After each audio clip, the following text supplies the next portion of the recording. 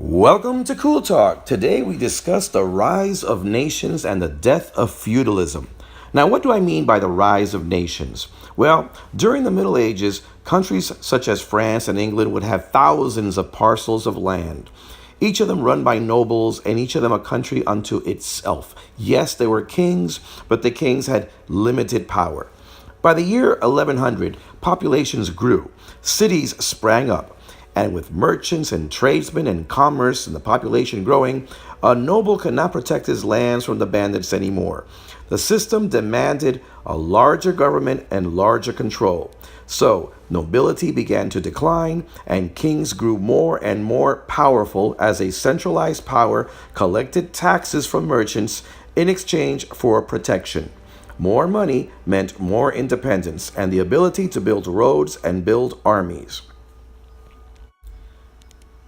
Knights with their shiny heavy armor began to become obsolete as military technology was on the rise. There was the English longbow, the Swiss pike. There was gunpowder created by the Chinese, the beginning of medieval firearms. So, knighthood and feudalism became more and more obsolete, and a great new political unit was created, a nation.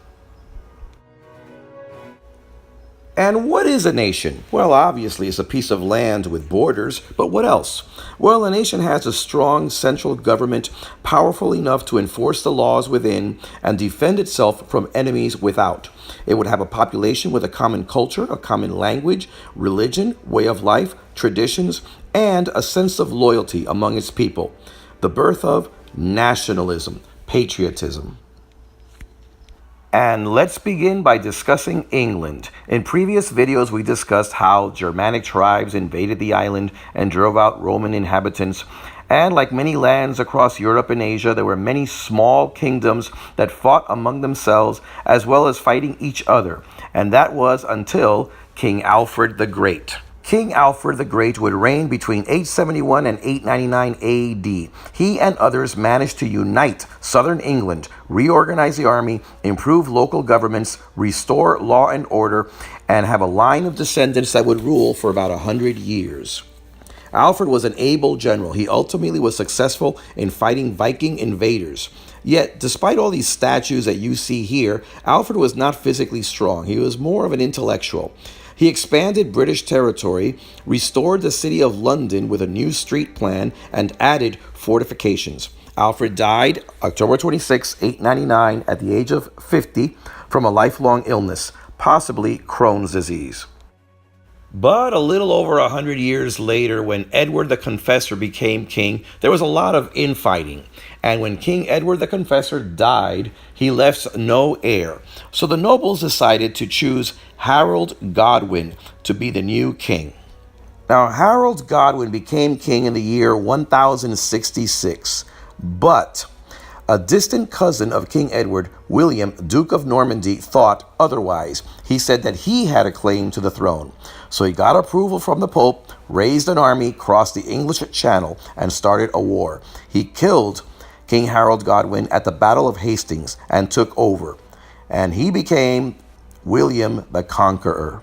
William the Conqueror was a tough cookie who established a strong government, minimized the power of the nobles, raised taxes, and laid the foundation for a strong monarchy. In 1154 came William's great-grandson, King Henry II, one of the greatest, most influential of the English kings. Now, Henry II was opposed by the nobility, by the church, and even his own sons. A lesser man would have failed. Yet Henry II was determined to unite England as one. Henry II hated that there was a mishmash of different laws in different areas of England. He had one main law, royal law, established and based on custom and court decisions. One law for everybody. This was known as common law, used in Britain, and it would spread to its other nations and colonies, including the United States. Henry II didn't like how town judges were so easily subject to bribes and threats. So he'd have judges travel as strangers to these places they would work at. The travel route was known as a circuit, and from this came the term circuit courts. Henry II didn't like that one royal judge could decide if you were innocent or guilty of a crime. Too much power in the hands of one man. So a jury system was formed, and this would later develop into a grand jury that would decide if there was even enough evidence for a trial. We still use this system today. Now, you're probably saying that Henry II is pretty cool, but the church opposed him because of his interferences with their court system, particularly the Archbishop of Canterbury, Thomas Becket. Now, Thomas Becket was murdered, and there's a disagreement among historians whether or not Henry II had anything to do with it. Regardless, it tarnished his cause. Now, Henry II would die in 1189. And as for Thomas Becket, the church made him a saint. Henry dies in 1189, and his son Richard I becomes king. Richard the Lion-Hearted. You might have seen him played by Sean Connery in the movie Robin Hood. So he must be cool, right? No. He was so busy fighting the Crusades and fighting the French that in his 10 years as king, he only spent 6 months in England. When Richard dies, his brother John becomes king, and John was a cruel and useless king. He quarreled with the French, lost lands to them, quarreled with the church and with the nobles. The nobles got together, they united, and they struck back, and they forced King John to sign a document that would limit his powers and respect theirs, the Magna Carta. It was signed in 1215. The Magna Carta stated that there had to be undelayed justice in court, that there had to be a fair taxation, that freemen could not be seized and imprisoned unless they had legal judgment by their peers or by the laws of the land. Later on, interpretations and implementation of the Magna Carta would lead to representation in government and taxation with the consent of the people and trial by jury. Now, despite signing the Magna Carta, King John continued to fight the nobles in the War of the Barons, and he died of dysentery just 1 year later.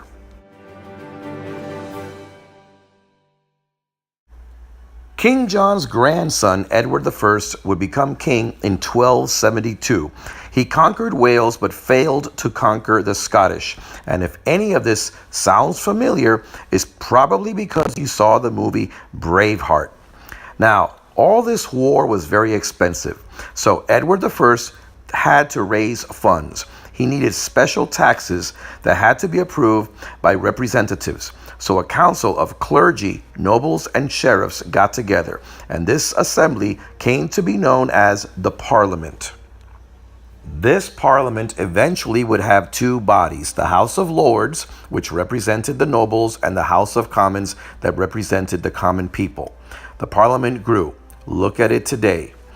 And with time, the parliament took the task of drawing up demands, bills, statutes. It came to become the highest lawmaking body in England. And for some reason, lawyers, judges, and members of parliament in England still wear wigs. Now, in a previous video, I mentioned how England went to war with France for 100 years. The 100 Years' War. It was exhaustive and expensive, both in money and lives. And in the end, England lost. And if that wasn't enough, two royal families began to fight for the throne. The House of Lancaster, which was represented by a red rose, and the House of York, represented by a white rose. This was known as the War of the Roses. This war would last 30 years, destroying many royal families until 1485, when Henry Tudor defeated the Yorks. And he united both families and became Henry VII. It was the beginning of the Tudor dynasty, which would last until 1603. Now, in my previous video, I already discussed King Henry VIII and his battles with the church and the beginnings of the Church of England. In a future video, I will discuss Henry VIII's daughter, Elizabeth I. But for now, it's enough to say that England had become, by this point, a very powerful kingdom. Let's discuss France briefly. Now, France at one point was just a small section around Paris, a collection of feudal states. But in 987, Hugh Capet and his dynasty extended control over the nobles. Through war, alliances, and treaties, they increased the size of the kingdom, increasing control little by little and scaring the British, because the British had some land in France and they had to pay homage to them. Besides that, as France increased in size, the English were afraid they were going to cross the channel, and hence all the wars that came place. And France became a great nation. Now, they didn't make any strides like the British did with their parliament and the rights of people. The French were not really that interested in the rights of their citizens. Outside of that, though, France, as it saw Spain grow more and more powerful, became more and more nervous. We're going to talk about that right now. Back in the year 711, the Moors had conquered most of the Iberian Peninsula of Hispania. But the Christians fought back and pushed the Muslims out little by little, until eventually there was the kingdom of Aragon, Castile, Portugal, and Navarre, and the only Muslim territory left was Granada. King John II of Aragon in 1469 married his son, Prince Ferdinand, to Princess Isabel of Castile, thus beginning the union of Castile and Aragon that would later become Spain. This union, of course, made them very powerful, and they took it upon themselves to fight back against the Muslims. They conquered the kingdom of Granada in 1492. 1492 was a big year for Spain. Rodrigo Borgia, a Spaniard, became Pope Alexander VI. The Jews were expulsed out of Spain, and Columbus, of course, made his trip looking for India, but landing in the Americas, thus beginning the Age of Discovery and the Columbian Exchange. The Columbian Exchange would eventually bring a lot of gold, a lot of revenue to the Kingdom of Spain, making France very, very nervous. The Germans, who were west of France, had become very powerful. Centuries earlier, Otto the Great had conquered land in Italy with the blessings of the Pope. So the Germans had the Holy Roman Empire, as they call themselves. However, they were not that powerful because the power was concentrated among the nobles, not with the king. In fact, Italy and Germany would not become strong united kingdoms until the 19th century. In the 1500s, Isabella and Ferdinand's grandson, Charles V, became King of Castile and Aragon. But because of alliances and marriages and so forth, he was also the king of the Holy Roman Empire. So when you look at this map, look at that center white area. That is France, surrounded by Charles V's kingdoms. The French were very nervous. A lot of wars would come from this. And throughout the years, these were the years that Cortez would take over the Aztecs, Pizarro would take over Peru, the Incas, and the gold from the Spanish territories of South America and the Caribbean would go towards Charles V in Spain. Ironically, Charles V in his later years abdicated as king, went to a monastery, and spent the last years of his life praying. In 1462 began the reign of Ivan III, Ivan the Great in Russia. He gained control over one feudal state after another until he ruled most of Russia. His grandson, Ivan the Terrible, would continue the expansion, and by the time Peter the Great became Tsar of Russia, Russia had the biggest landmass in the world, and this is still true today. The country of Russia extends over 2 continents, Europe and Asia. Well, that's it for now, the rise of nation. My next video will be about the Renaissance and later on, the Age of Discovery. Tell me what you think. Give me a like.